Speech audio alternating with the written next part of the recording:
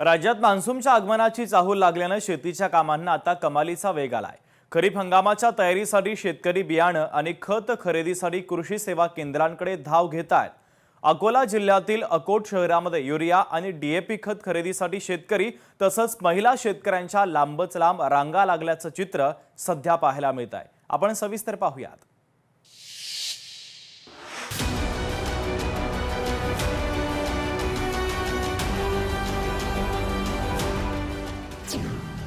खरीप हंगामाच्या तयारीसाठी शेतकऱ्यांची लगबग।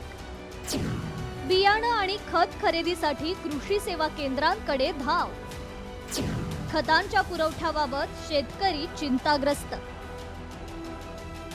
जिल्ह्यात अनेक परिसरातील काही शेतकरी खताची कमतरता भासत असल्याचा आरोप करतात। युरिया खत मिळवण्यासाठी वारंवार कृषी सेवा केंद्रांच्या फेऱ्या माराव्या लागत असल्यानं वेळ आणि इंधनाचा अतिरिक्त खर्च होत असल्याची तक्रार शेतकऱ्यांनी केली आहे। शासनाने याची तातडीने दखल घेऊन खताचा पुरेसा साठा उपलब्ध करून द्यावा अशी मागणी ही शेतकरी करतायत।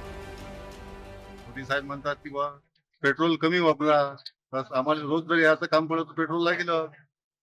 शासनाने याची दखल घेऊन युरियाचा आणि डीएपीचा भरपूर साठा अकोटकरिता पाठवा। शेतकऱ्याचं म्हणजे आता पेरणीचे दिवस आहेत, शेतात कापूस पिकासाठी आम्हाला खत पहिलेच नेऊन ठेवावं लागतं। रस्ते खराब असल्यानं पाऊस आल्यावर आमचे शेत खत भेटल्यानंतरही आम्ही शेतात नेऊ शकत नाही। मान्सून काही दिवसांवर येऊन ठेपल्यानं शेतकऱ्यांनी खरीप हंगामाच्या तयारीला सुरुवात केली आहे। बियाणांसोबतच युरिया आणि डीएपी खत खरेदीसाठी कृषी सेवा केंद्रांवर मोठी गर्दी होतीये। अकोट शहरातील अनेक कृषी सेवा केंद्रांवर शेतकऱ्यांच्या रांगा लागल्या असून काही ठिकाणी टोकन पद्धतीनं खत वितरण केलं जात आहे। दरम्यान यंदाच्या हंगामासाठी अकोला जिल्ह्यात 7101 मेट्रिक टन युरिया खत उपलब्ध होणार असून येत्या 4 दिवसात हा साठा जिल्ह्यात दाखल होणार असल्याची माहिती कृषी विभागानं दिली आहे। त्यामुळे शेतकऱ्यांनी घाबरून जाऊन गर्दी करू नये। जिल्ह्यात खताचा मुबलक साठा उपलब्ध होणार असल्याचं कृषी अधिकाऱ्यांनी स्पष्ट केलंय।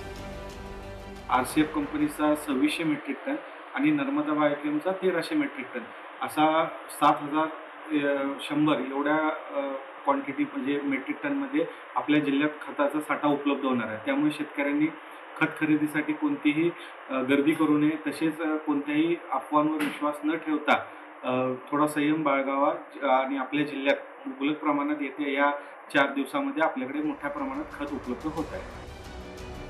सध्या एका आधार कार्डावर 5 पोती खताचं वितरण करण्यात येत आहे। शेतकऱ्यांची वाढती गर्दी आणि गोंधळ टाळण्यासाठी कृषी सेवा केंद्रांकडून टोकन प्रणालीचा अवलंब करण्यात आलाय।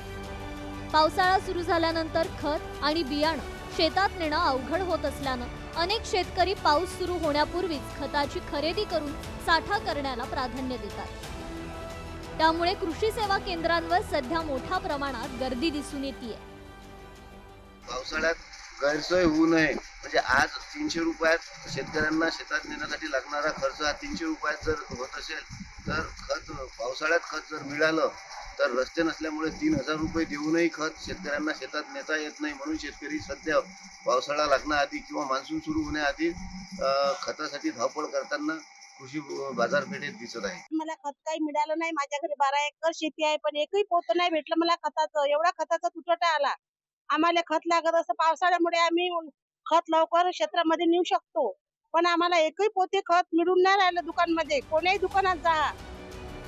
अकोटमध्ये खत खरेदीसाठी शेतकऱ्यांची गर्दी वाढत असली तरी जिल्ह्यात लवकरच मोठ्या प्रमाणात युरिया खताचा साठा उपलब्ध होणार असल्याचा दावा कृषी विभागानं केला। त्यामुळे आगामी काही दिवसात खताचा तुटवडा दूर होऊन शेतकऱ्यांना दिलासा मिळणार का हे पाहणं महत्त्वाचं ठरणार आहे। अमोल नांदुरकर, लोकशाही मराठी, अकोला। लोकशाही मराठी ऐका, पहा, जागरूक रहा।